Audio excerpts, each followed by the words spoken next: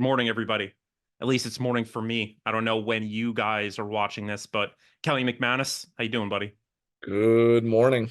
Are you ready to make the guests feel uncomfortable? Because it's even more uncomfortable now because we're doing a video, which means he has to sit there as we go back and forth. I was getting my makeup done just before, so I'm good You to go. do look good. We were literally just saying to Brian's wife, like, you're not a Sith, are you, Kelly? I Because mean, I are you could be. plotting to kill me? I already cooed you once. I'm gonna be cooing you It's again. true. It is true. You're starting to record things on your own. Once I become more powerful than you, it's all over. It's all Yeah. over for the show. It's all over for 20-sided. And then the intro will be something like, yeah, I don't know what happened to Jared. He's vanished. I'm not Yeah, sure. I think we should do a series of episodes just like that for like maybe the month of October. Yeah. Who would be your co-host?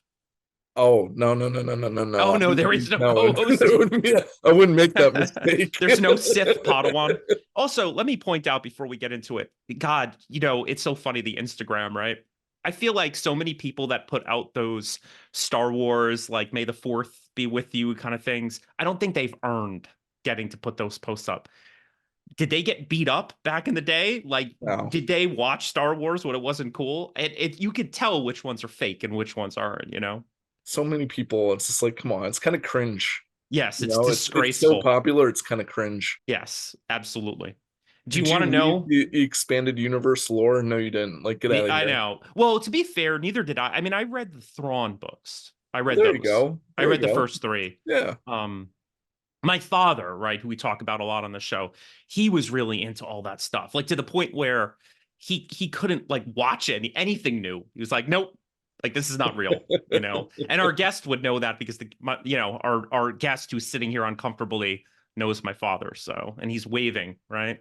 It's also going to be a little weird because normally I pick on the guests by like talking about their mannerisms, but you could all see what's happening, unless of course you're listening to this on Spotify or one of the other many platforms that the show is on. Kelly, I'm not gonna lie, I'm getting a kick out of doing this as a video. All It's a right, we're pleasure. being obnoxious though. We should probably No, stop. no, we're fine. We're fine. All right. That's why people watch us. Okay, this is true. All right, so why don't let's do two different intros. Ready, Kelly? First intro. All right, Steve Jackson Games. Now, if you're listening to this or watching this video, I'm hoping that you listened to the first Steve Jackson episode that we did where we brought some folks on from the company right onto the show, kind of got the ball rolling with this company, had a lovely conversation. But along with this episode, you get to hear from Steve Jackson himself. Truly I mean, we want to talk about, I'll call him a Jedi. Clearly a Jedi master of the in the world of gaming. Would you not agree, Kelly McManus? Yeah, I would say so. He's Yeah. definitely wizened. He Yes. well earned his stripes way back in the day. He did, yeah. I mean, this is going back a long time, like the Luke guy, not Luke, but Gary Gygax era. Lucas's son. So yeah, absolutely legendary figure. So hopefully you listen to that. So this particular show, let's talk a little bit about why we're doing. Everybody knows I cringe at myself doing videos. I know that many of you like videos because many of you are very visual. Um, I have a very busy life, and putting a video together is just an added thing. But don't get me wrong, though, this is going to be great because Steve Jackson Games asked us to paint up some of the new CarWars miniatures that are coming out to, I guess, kind of go along with the new rules. There's a Kickstarter out there, and I'll put all that information into our little bio that we're going to do for the episode. And we've been asked to paint up these cars, which obviously I immediately was like, yes. And what we're going to do today is something we've never done before. Yes, we've talked about painting. There have been a couple of episodes where we've done that. But what's different today is with the video, we're actually going to show you images of the work that we've done and talk a little bit about our process. So that's part of the intro. Now, Kelly, does that get the juices flowing for you? Are you excited? Yeah, I mean, I think let's put it like this. Every time we talk about the projects that we're working on, like we have to verbally describe what they visually look like. Yes. And this time we won't have to, which is kind of nice Yeah. without someone referencing maybe like an Instagram post from a couple weeks prior or Yeah. something like that. So really, for our audience out there, just remember that line because ultimately that was a little bit of a dig. I think Kelly was calling me old because I don't do video. So there you go. Like he's talking about a coup. All right. However, Kelly McManus, you're outnumbered today I because don't think so. I'm gonna make Brian very uncomfortable. One of my best friends in the world is on the show today, and I've been bothering him, harassing him for a very long time to come on this show. So Brian Dewhurst or Dewhurst, we can ask him on the specific pronunciation. Really old friend of mine, one of the best painters I know. Does commission work, has been painting, you know, really like I would say Games Workshop is his main sort of, avenue that he paints, particularly when it comes to commission work. But I mean, he's painted many other things. He has joined us on this little project to get our cars painted up. And as you can see, that handsome face, Brian. Is this my I, cue? yeah, that's your cue, man. How you doing? Hi, I'm doing well. Thanks for having me here. It's Oh, no, of course, dude. yeah, it's been a long time coming. So, Brian, should I make you more uncomfortable? Sure. Okay. Bring it on. So, Keep it on. all right. So, for folks that are listening and watching, and I guess Kelly, let me loop you into this really quick. Do you remember the Gehenna Gaming episode that we did? Yes. Okay. At least I remember the little quick thing that we did with them. Yeah, we've recorded like probably thousands of hours of video and Actually, no, recordings at this point. I do remember them. Yeah, I do. Yeah. So good episode. yes. I had referenced a guy named Dan Garcia who I had played Dark Heresy with. And Brian, you might remember this, but Of course. well, of course you remember it.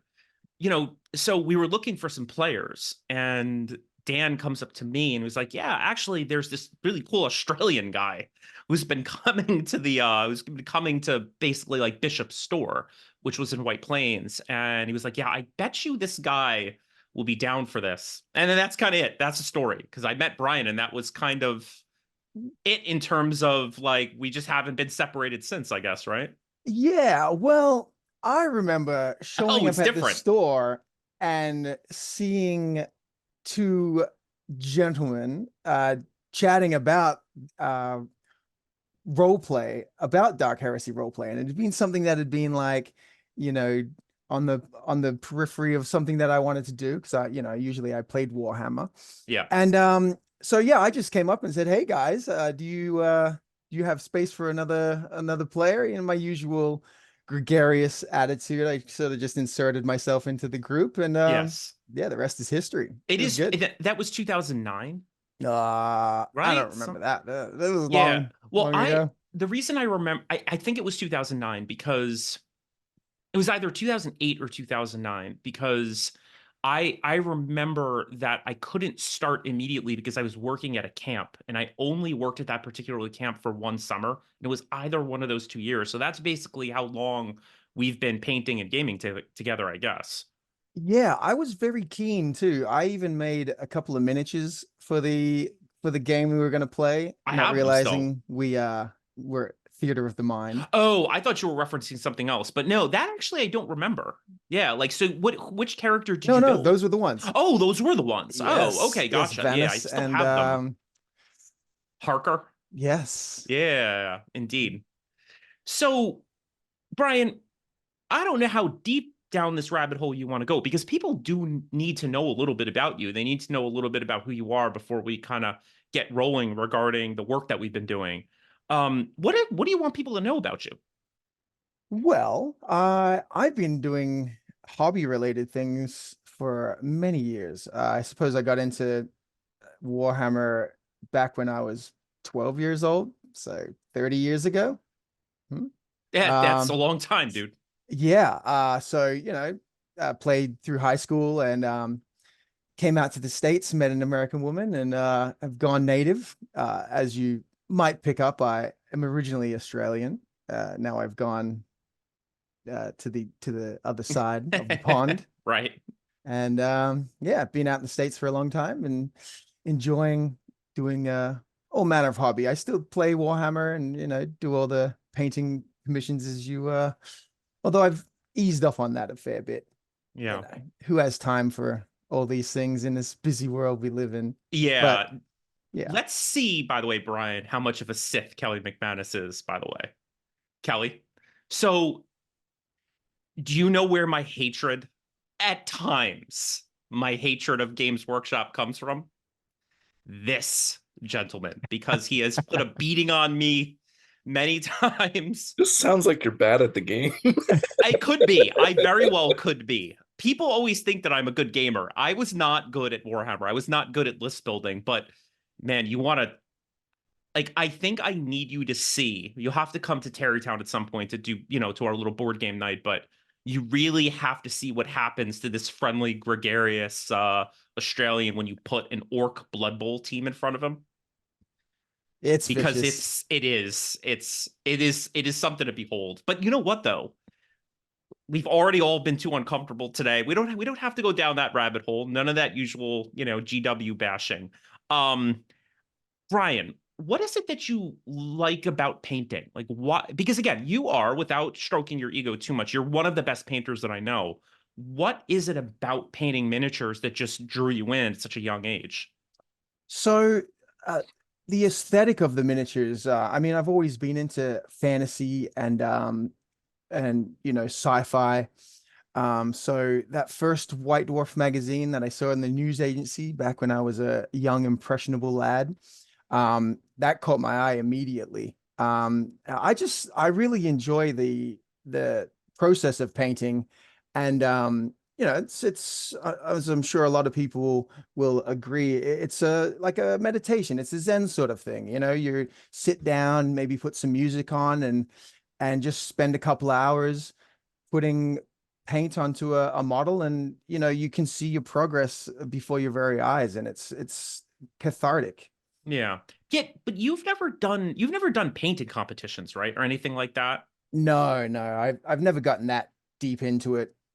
There's plenty of people that are far better than me out there. I don't Oh, know come if on. I don't know. So correct me if I'm wrong, Brian, because I know you're not on Instagram all the time. But if somebody wanted to see your work besides the cars that you painted up, it's at Nuclear Angel with a K, right? On Yes. Instagram, if people wanted to kind of see your stuff. I am pretty slack with keeping up with that. But I The old admire Instagram. that though, because again, I was making fun of those people. You know what I hate really quickly? Like, I'll give you a simple example. Like those people that clearly work as influencers for companies and they put their little setup together and try to pretend and fake to us that they actually are gamers and they're playing on that table. Or like painting miniatures that literally will never see a gaming table. So Kelly what's funny about McManus. what's funny about half of those miniatures is like a Yes. lot of quote unquote professional painters will paint like one side of a miniature, make it look really good, and Yeah. leave the other side completely gray. Yeah, disgrace. And that's Ooh, why, and Brian, that's why I admire you, because it's like in our circle or even like anywhere in White Plains or New York, you're like, hey, who's a really good painter? It's like, oh, you know that Australian guy, Brian, but like you're not thirsty. Like right. you're not, you know what I mean? I do. I paint stuff that I'm gonna put on the table and game with. And Yeah. that's part of the joy of it, That's the other Yeah, side of why I love painting, is because then you get to set them up on the board and roll some dice and enjoy good company. indeed.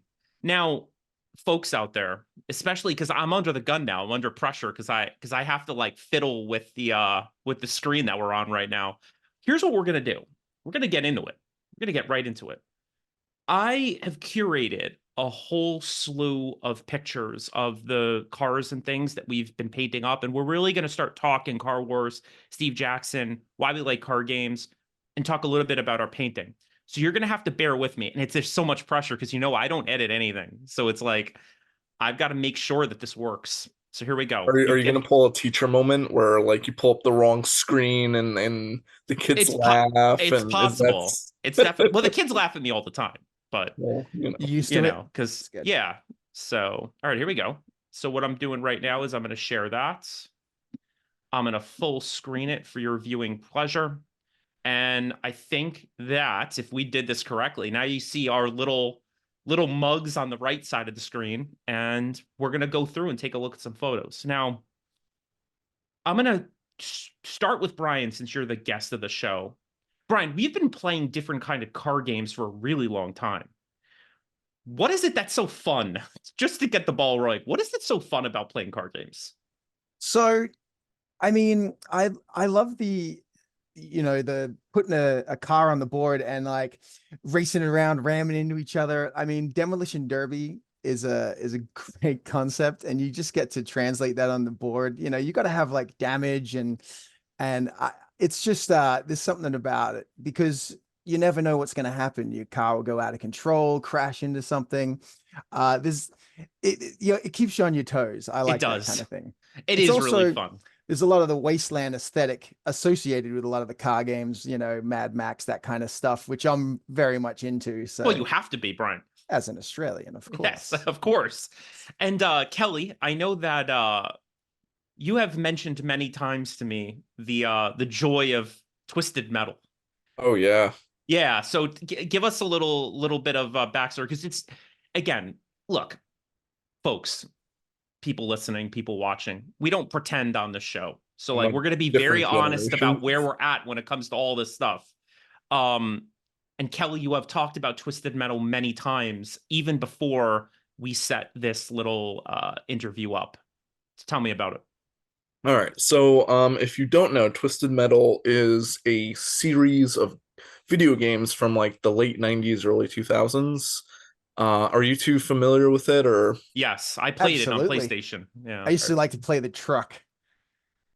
All right, indeed. yeah, yeah. So, my only go with it was the PlayStation 2 version of Twisted Metal Black, where they had like the Paint It Black like song as the main theme. And I mean it was a car demo game, right? But it was a car demo game with like miniguns and missiles and all that sort of fun stuff. And then like the chaotic storylines of each of the main drivers and how they're all psychologically damaged for different reasons, and they're all murderers, and like they have to they have to fight against each other in order to like I guess get out of jail and like reach salvation so they could be cured of whatever illness that they're afflicted with. Um, so that and then there was another game, I forget what it was, but it was the same thing. They had a bunch of those back in like the late 90s, like when games were really cheap and easy to make. Yeah, Like today you don't see these things anymore. Yeah, there no, for was another sure. one called Carmageddon, I think was one. You can run over all the pedestrians. It's pretty brutal, Oh, Yeah, it but is pretty hilarious. savage. Yeah, there's a few. Demolition Derby was another game. No guns in that one, but like the crashing and the damage on the cars. But yeah, I mean, what's not to like about a psychotic demon ice cream truck? You know, going yeah. back to Twisted Metal. Yeah, you just have to get some, you hear that little music and you're like, all right, let's go. Indeed. So for me, I connect Brian with you like Mad Max. I just remember watching that as a little kid. And I also remember too going to a lot of gaming cons with my dad when I was young. There was always a car game, whether it was Car Wars or Stan Johansson's Death Race games. Uh I've seen them done with Hot Wheels cars. I have so many of them to run like Mad Max style or Car Wars style games. And also, full disclosure, people, this episode is about painting these cars. Full disclosure. I used to play Car Wars back in the day, but we haven't done it as a group yet. I think the plan is once this episode kind of gets put out and the cars are painted up, Brian's already been kind of like, mate, we got to play it, mate, you know? So we are definitely going to try the new rules out. And the best way I could describe what I grew up playing when it comes to Car Wars is it's just like Battletech in the sense that you have your little data slate. It's a lot of crunchy, but in a good way, like 80s style, 90s style crunch, where to me it was always more fun about getting your car wrecked because you could kind of keep track of all the damage and what weapon did you lose and things along those lines. So I kind of grew up playing all of these games, you know. Kelly, looks Well, like you have yeah, something to say. let me ask that. So, I mean, I will admit I haven't played a Cars miniature game yet. Hmm. So this is again a bit of a first for me. But what was? I mean, obviously you guys were raised with Mad Max and everything. When they made good movies back in the day. Yeah. But what was like the card game that you guys got into that led you to Car Wars, or was it Car Wars? Yeah, no, so for me, I could speak very specifically to that. So I rolled around with three different rule sets back in the day. I had my own rule set before I even knew there were other car games out there. So when I was really young, I was always fiddling around with different rules.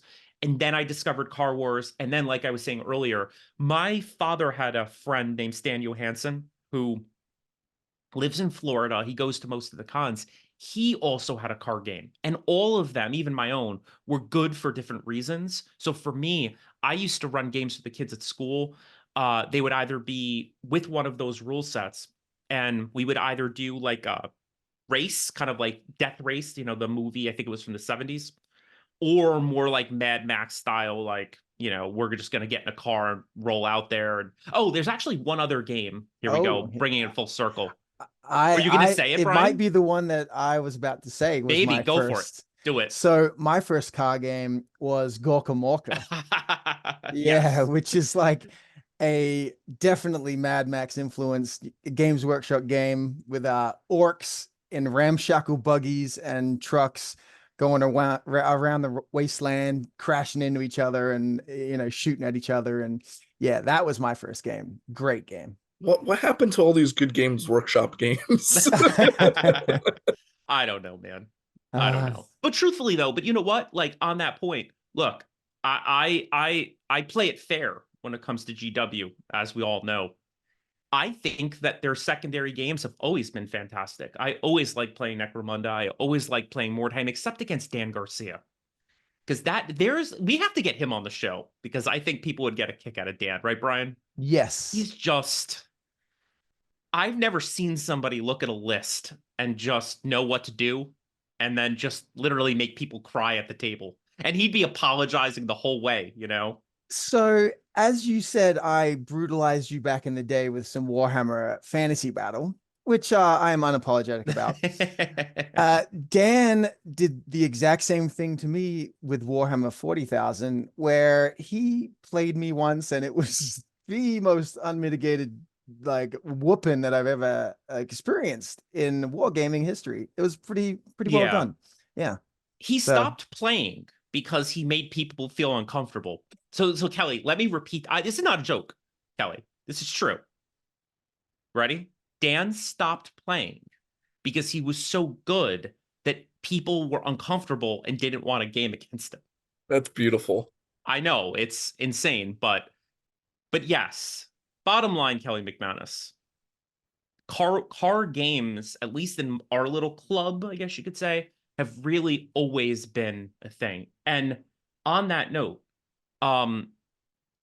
Steve Jackson really, I mean, you've got to give the company credit. And now I really want to go full blast with the Steve Jackson Games CarWars theme.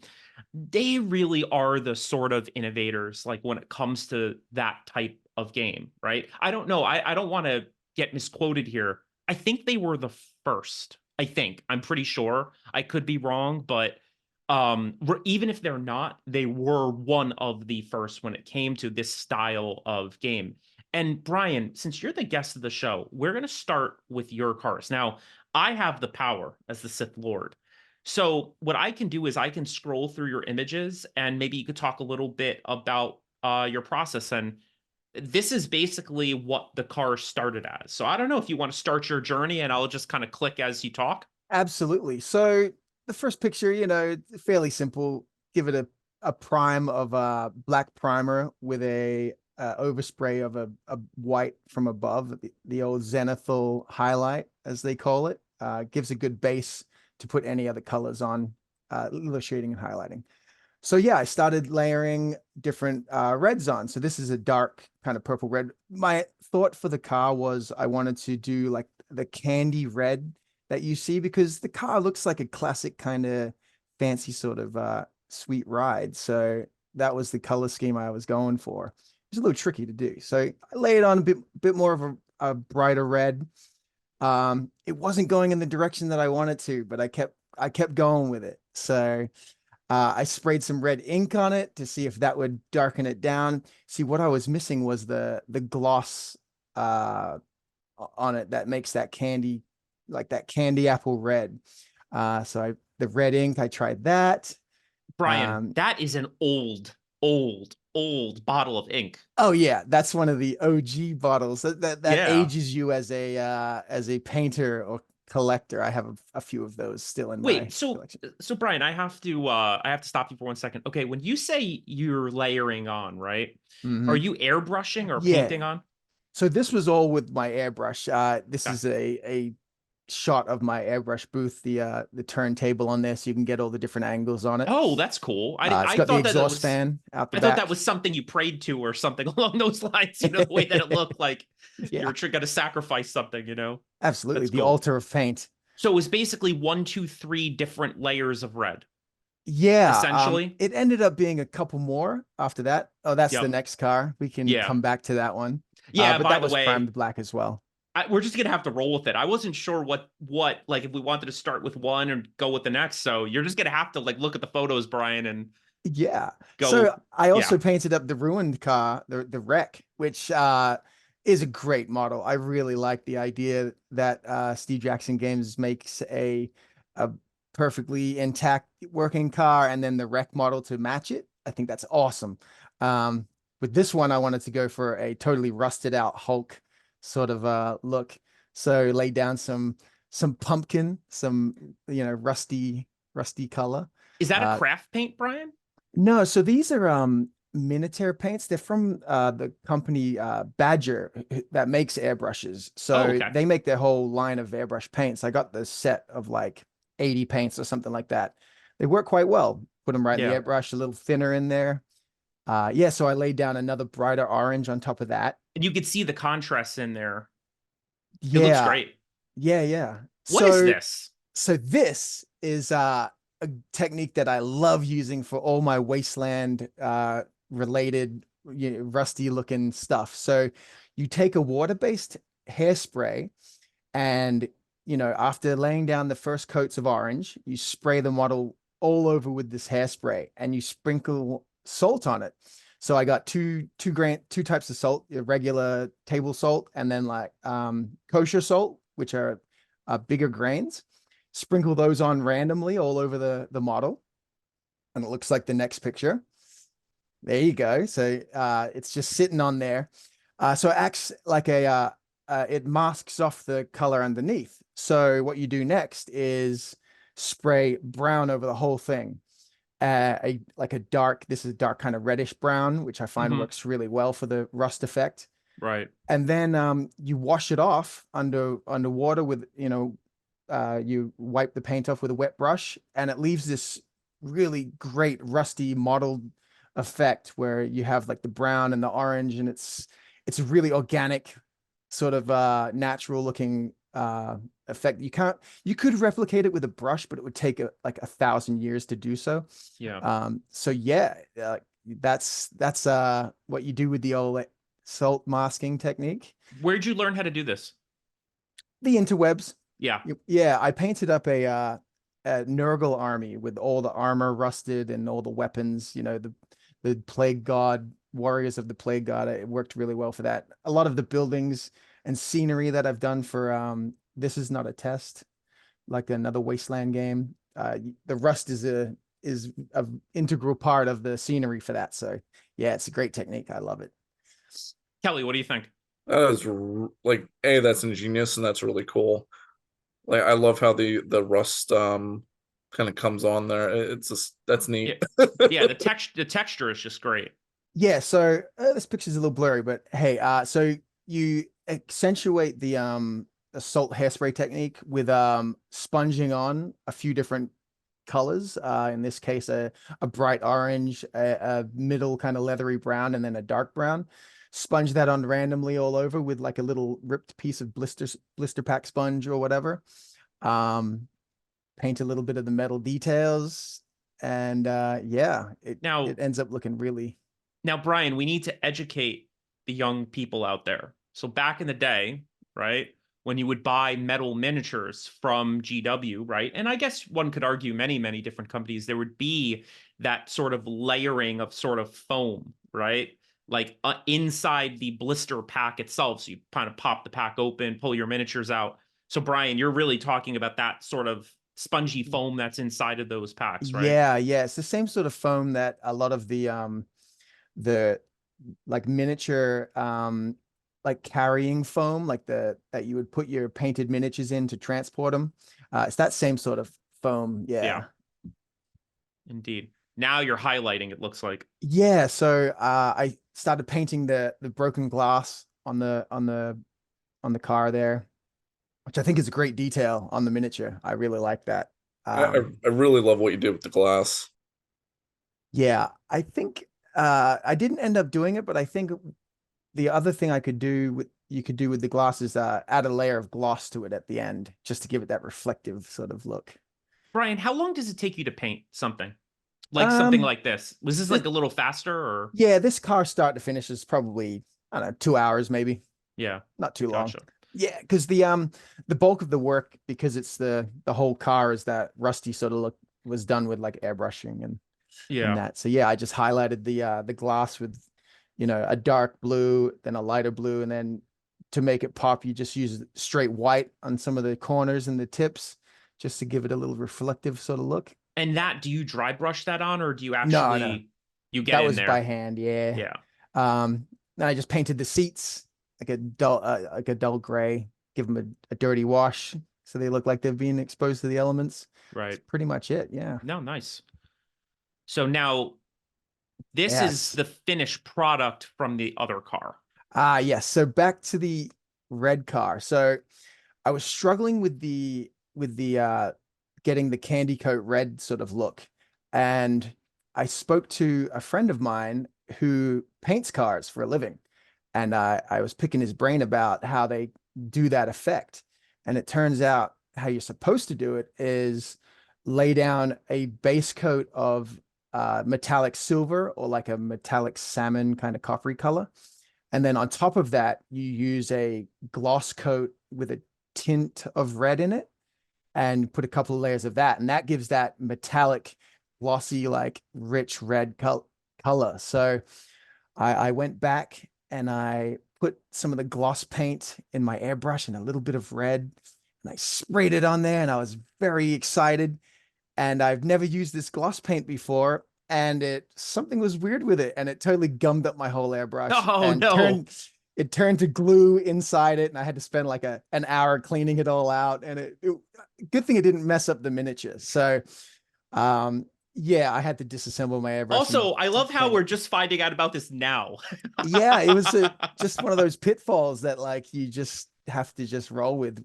Airbrushes are great, but they can be temperamental, and if you're not careful about thinning your paint in that, it can clog it up, and Yeah. it's a pain in the neck. I've never used an airbrush.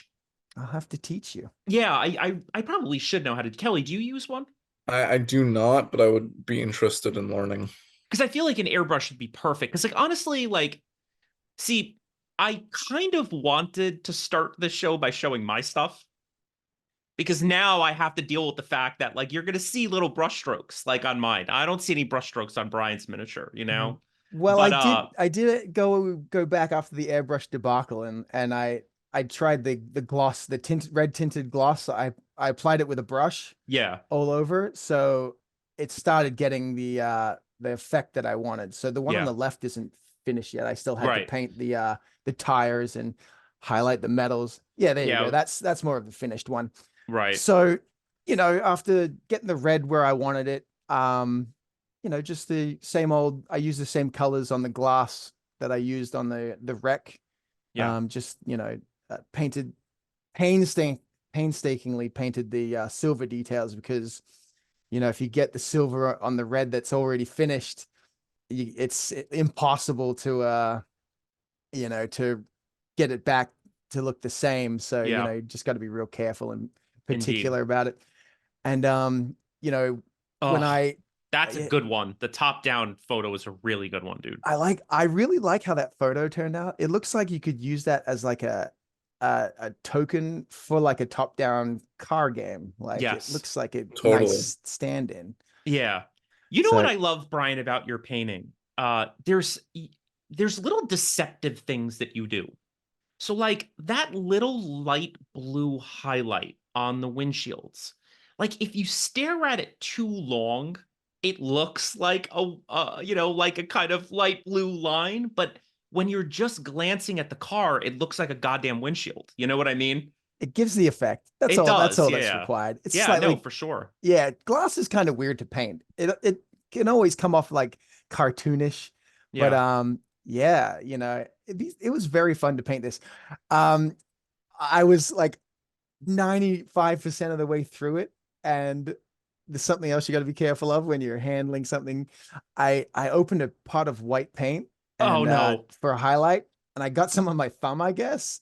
And so when I picked up the car, there was this splotch of white on the back fender, and I was like, "Oh my God!" So I had to go back, and thankfully I caught it in time before it fully dried, and I wiped it off and that. But yeah, Nice. something to be careful of. That Indeed. literally happened to me as well. It's Yeah. the worst. Yeah. Paint can do that, man. It's very the bottles can be very deceptive sometimes. I have to say, like, um one of the things I thought a lot about when I was doing this paint job, uh, it's gonna sound so stupid, but like the way that paint is packaged and essentially set up. So it's like I think I prefer the pop tops, almost like the old school GW ones. Because don't get me wrong, I love the paints I'm gonna show off. I really like using them, but I don't know about you guys, but I find that with the newer bottles, here, you know what? I mean, I'm just gonna I'll cover up the logo so we don't get too much flack, but like,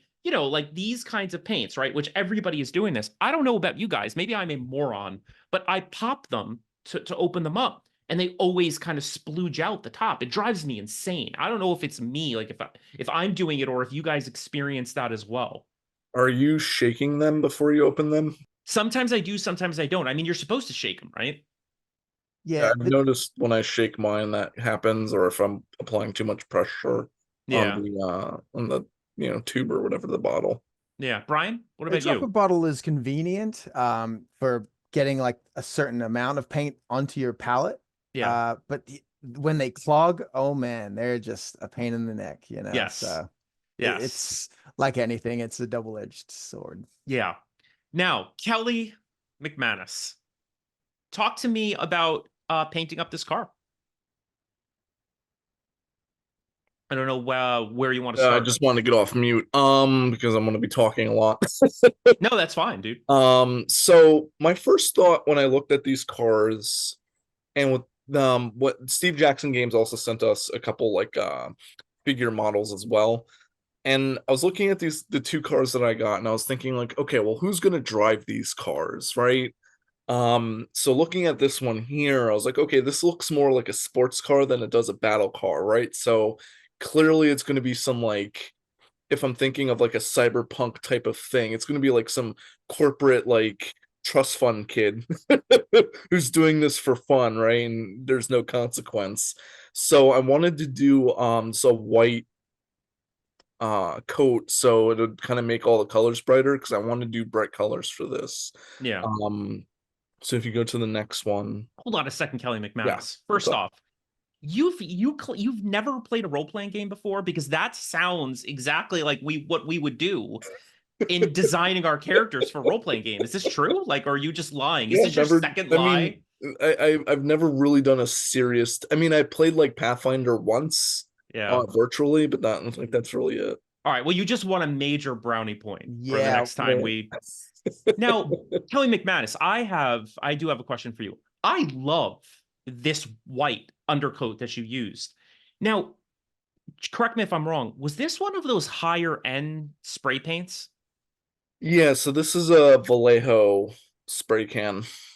If you don't mind me asking, how much did you pay for that can of spray paint? Not a lot. Not a lot? Well, I got it at Rogue State. So, and I think this is actually cheaper than the Citadel spray cans. So Yeah. whatever they go for, I think this was like maybe 10 or 12 bucks. I can't Look really. at Brian's face, by the way, Kelly Yeah, McManus. Look at his face. 2 points. That's got to be the smoothest white that I've ever seen come out of a spray can. And also any other paint in the world is cheaper than GW paint. It's yeah. So But yeah. I slum it. I go and buy like the cheap, the cheap spray paint or rattle cans, as Brian likes to call them, Yes. from Home Depot. But I'm not gonna lie, like when I saw this, I felt shame. Like I felt like a poverty case. Like I should be going and spending a couple of extra shekels. You know what I mean? Also, I love how much fun Kelly is having that he's actually muting himself so that he doesn't laugh too much. Kelly, you can laugh on the show. I just know. want to I quit. just No, I do. I the mean, we're all viewers trying will to be see it. good, but But Yeah, I mean, I did the same thing, right? Like I get the Krylon, whatever, but there have been like a few because like I can never find the same brand or type of spray paint that I've used previously that like I'm never getting the same consistency of spray. And I was using the Army Painter spray, and that was typically good until like you start getting to the last half of the can, and then like pieces are flaking off, and that was driving me nuts. Yeah. So and I asked like Kenny, and I was like, what do you recommend? He's like, they're both pretty decent, but he said like you get better value with Vallejo. I was like, okay, I'll just pick that up. Does he paint miniatures? He does. Well, I mean, yes, Yeah. but I don't think he has enough time to do as much as he would like. Yeah. Shout out to Kenny from Rogue State Games, by the way. Yeah. Brian, you haven't got a chance to go there, right? I have not. All right, we'll go there at some point. It's a really nice space. We did it. We recorded an episode. I mean, I barely know Kenny. I mean, it's really more of Kelly's friend. He's almost like, you know who he reminds me of? It in all good ways. He reminds me of Bishop from yep. from White Plains, like all the comic book stores and stuff like that. And again, I don't know who listens to this show, but if you're from the New York area, you probably know who Bishop was back in the day, like in terms of owning shop. Kenny reminds me a lot of him. Okay. Well, I mean, if you live in the Connecticut, New York, New Jersey area, you should drop by Rogue State. Yeah, it's a great store. So Kelly, talk to me about these two photos. So I knew immediately I wanted to do a bright color. So looking at the picture on the left, I figured, okay, well, what in my paint collection do I never use? And orange was at the top of the list. Right. Well, but I think it's important to point that out, right? I mean, you paint mostly historical miniatures, if not almost exclusively, right? Other than your heretical Lord of the Rings miniatures. You could get at it. This is why I'm going to take over the podcast. Right. It's not my bad. It's not my problem. You don't like good games. Yeah. Brian, are you a Lord of the Rings fan?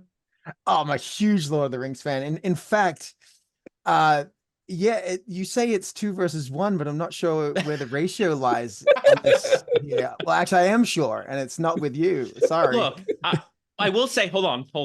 Let me back up so I don't backtrack. end up getting assassinated. Way back up. I will say, and I've said this on the show before. I think the Lord of the Rings strategy game that GW puts out is its best game. It's a phenomenal game. And I know, Kelly, that's like your biggest collection, right? Yeah. Now it is. Yeah. By far. It's beat out my Napoleonics. Right. But circling back, so orange is the color you never really use, right? Yes. So that's kind of what you used on the car? Yeah, so I did a very rough orange as a base coat on everything. As you could see on some of the guns there, I was like, whatever, like I'm gonna end up painting that over anyway, which was actually a really bad decision, and I'll talk about that in a minute. Right. I should have been more careful. But so if you go back one, I know you're sure.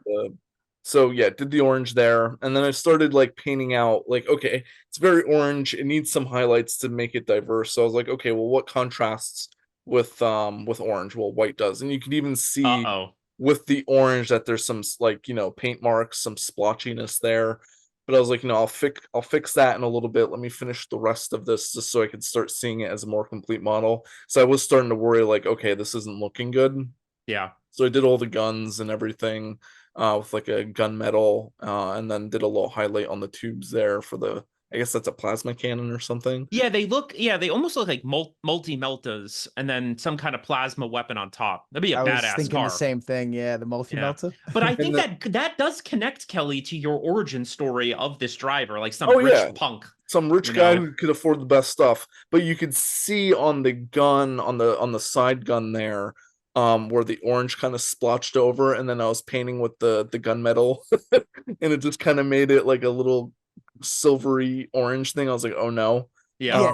So my headcanon is that he's used that, and so it's just wear and tear. Yeah. Brian? So painting metal is notorious for that. If you're painting like silver on top of like a red or anything that's not a black, it takes a couple of coats to get it nice and smooth. It's something to do with the different it's all scientific. The way the molecules are of the metallic paints. It shows what the underneath color is. What would be good on those barrels is if you did some I like to do some heat staining, like on a stainless steel pipe where you have like the purple blue, brown, like the heat. Okay, Yeah, you can do that on the that'd tip. It be would neat. disguise that. Yeah, but that's, some minor detail. No, it's good. Sounds minor. Well, I'll use it on my second car, but yeah. So this is kind of the finished product. After I kind of like touched it up a bit more, you can see that the orange has been more smoothed out. And then I hit it with a gloss, just a straight Vallejo gloss, which I don't think this is the one. Maybe it is. The I don't final know. one. Yeah.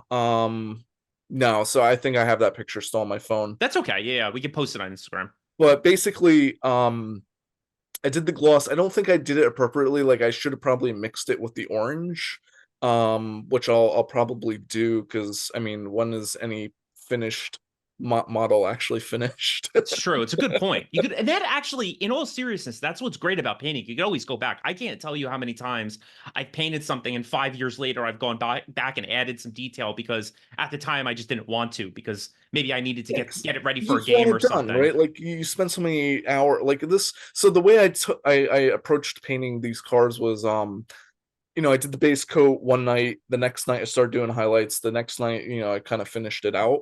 And I think that kind of worked. At least that's like my piece of working on something new when I'm not entirely sure what to do is I'll kind of sit on it. So yeah, this is basically the car. Minus the Finished. gloss. And then Minus the these gloss. were your wrecks. Yeah, so I haven't finished the wreck yet. Yeah. So the second picture there is kind of the final one. So my thought for this, right, in trying to personify who's driving this is probably like some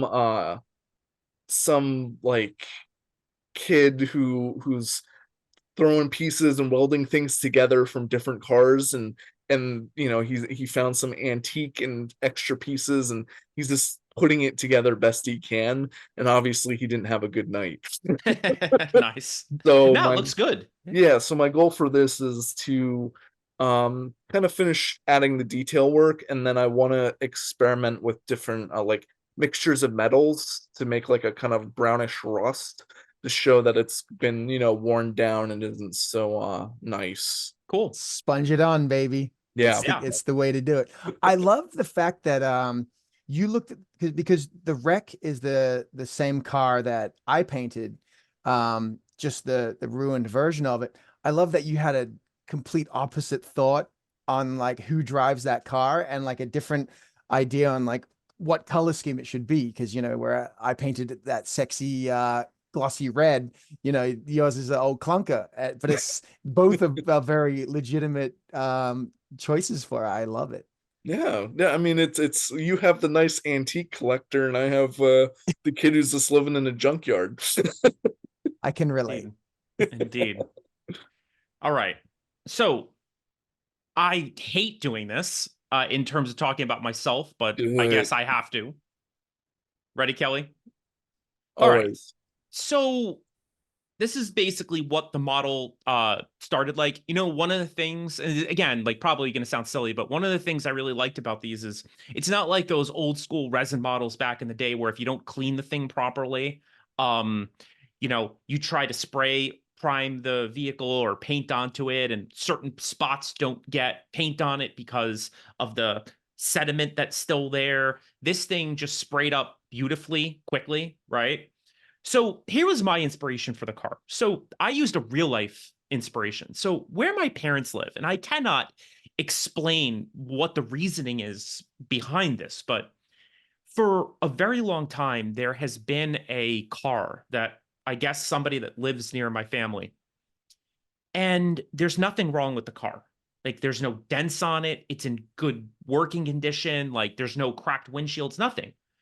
But it's like all different colors. And again, like I'm just picturing it in my mind. What I really should have done is taken a photo of it, but that would probably be illegal if I were to put it up here, like some defamation lawsuit against 20-sided gamified. But so it's like imagine a car that has like a red hood and the top of the car, oh no, sorry, a yellow hood and the top of the car is yellow, but then the rest of the car is a different color, and then the trunk is a different color.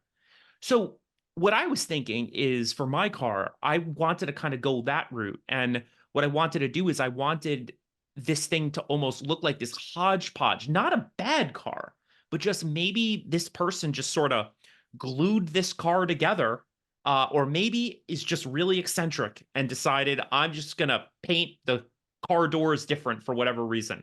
That was kind of my inspiration. So in terms of the paints that I used, I really like the Vallejo paints. I love them. Army Painter is also great. And then the paint that I've been using the most recently is Duncan Rhodes Two Thin Coats, who we didn't get a chance to meet him at Salute, but we got a chance to meet a bunch of people that worked at his booth.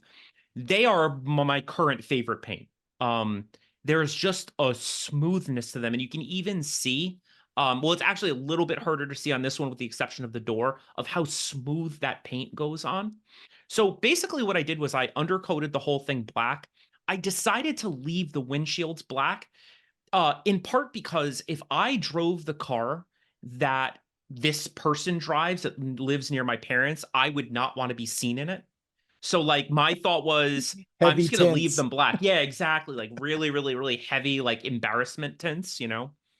So I started with a really nice base coat kind of all over. I like to blackline stuff.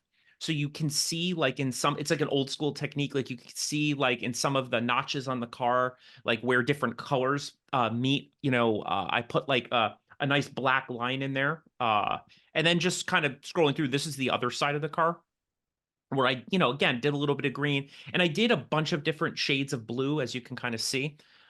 As I went on with I think they're flamethrowers. I think that's kind of what they are.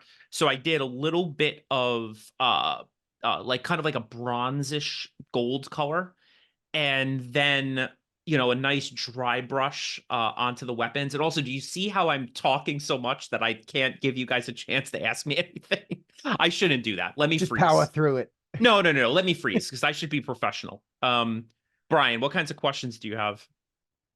No, I just want to say I really like the black lining. Yeah, It's it's a old school. yeah, it looks great. Yeah. That paint there, that's the wash I used. So again, like it's like anybody else, you know, you have a whole collection of paint that you had accumulated over years and years and years. And my buddy Titch, who's been on the show a whole bunch, years ago, he sent me like a whole slew of paints. And that strong tone from the Army Painter, that quick shade, I really liked it. I mixed it with a little bit of water, and basically like it's a little bit hard to see. I think it maybe to the point where maybe I should do it again, but I kind of wanted the brightness of the colors to kind of come through, so I really watered the shade down. um that way I didn't have to necessarily go in and layer a whole bit more to retain the brightness of the car. But this basically is the finished product, and actually it's sitting right here in front of me because this is kind of where I paint. So I was really happy with the way that the car came out. I think that the models themselves are really solid. They're well constructed, well put together.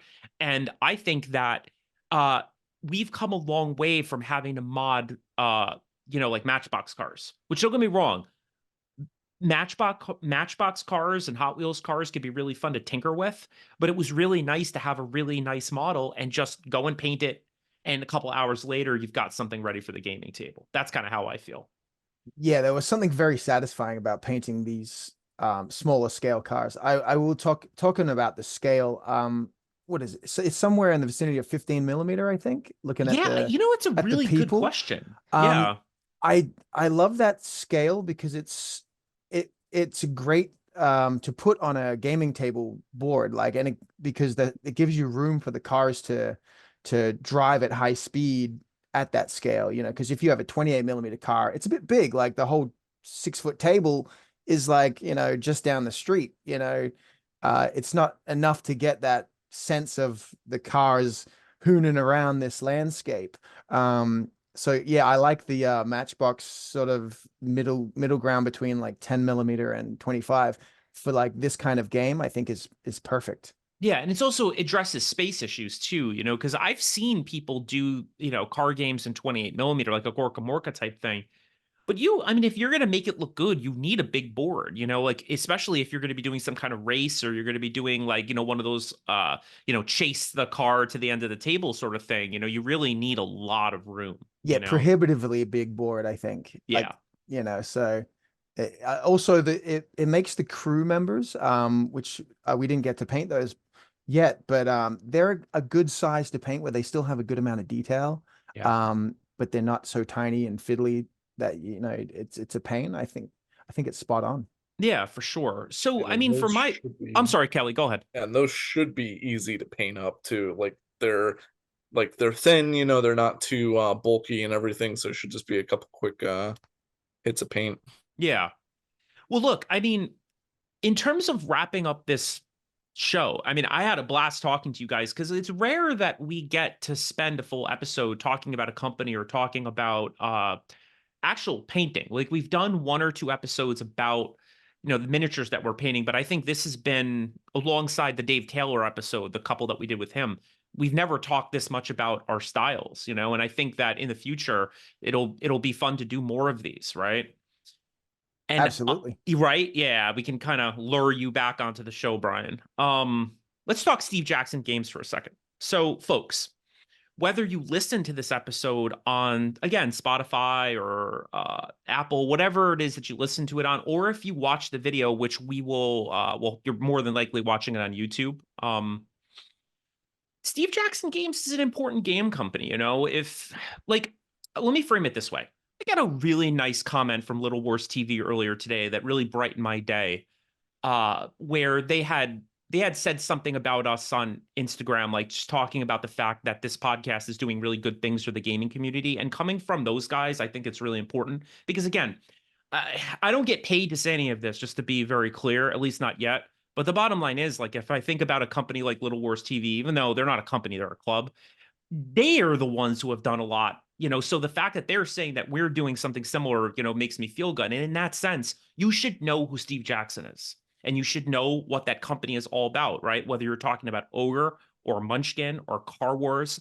And what I hope that you do is I hope that you go into our show notes and you find the Kickstarter for Steve Jackson Games CarWars, where these miniatures are going to be available.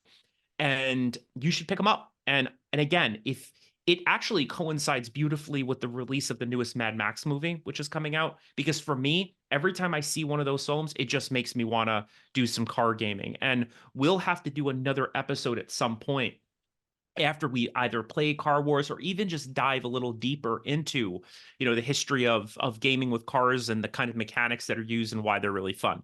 So that's kind of my end, right? Kelly, I don't know how you feel about this episode because we don't do this often, right? I mean, we don't really do a lot of video. Yeah, and I mean the video is nice. I think also just talking hobby shop and what we're working on is also really cool. So it makes a nice unison. And yeah, I mean Mad Max Furiosa looks pretty good.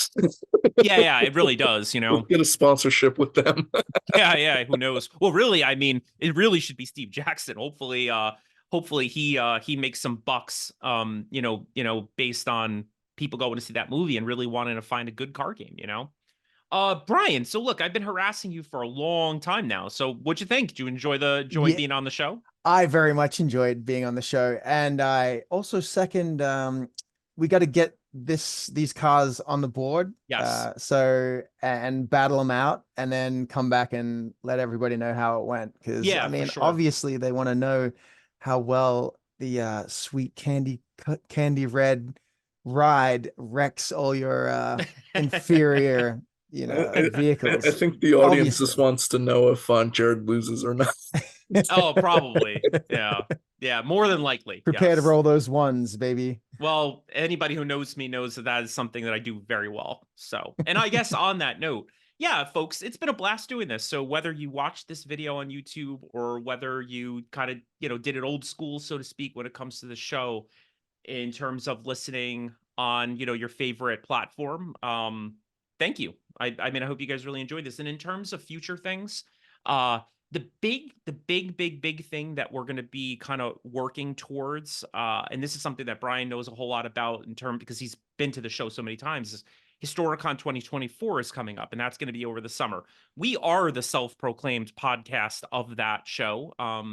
We're going to be in the flyer. We're going to be interviewing people on site. There's even a little rumor going around the podcast team, right? Because it's not necessarily just Kelly and I. There are definitely some other folks that are involved. Maybe even going around, maybe thinking about an award system, you know, and bringing people onto the show who really put on great games, you know, at the con.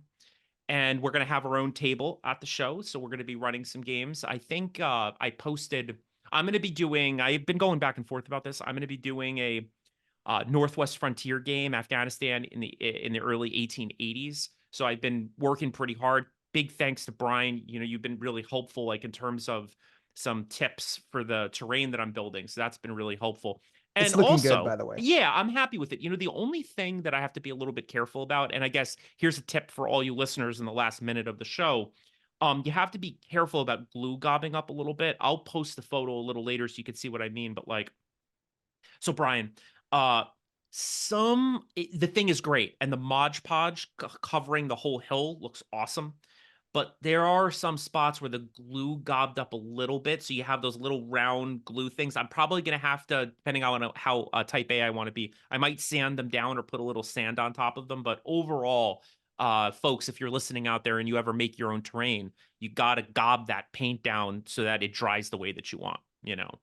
And Kelly, you want to talk about the game you're going to be running?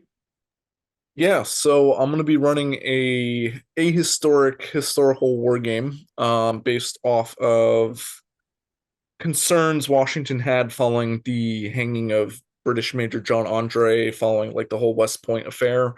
Where when he is at my place of work, Dimension Washington's headquarters, he is very concerned that the British will attack him either at West Point, at Morristown, or directly at his headquarters in Wayne, New Jersey. So, kind of looking at a map and knowing where British strong points were, um, kind of figuring out like how the British would attack. I kind of surmise that they'd be attacking him at what is known as the Great Notch, which is located in Clifton, New Jersey, right where Route 46 passes through.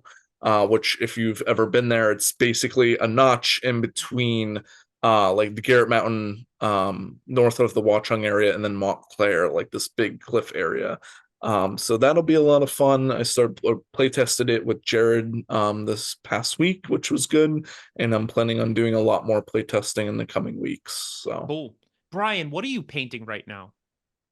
So I've been getting back into square-based rank and flank fantasy battles, painting up a whole load of orcs and goblins right now, which has been quite fun.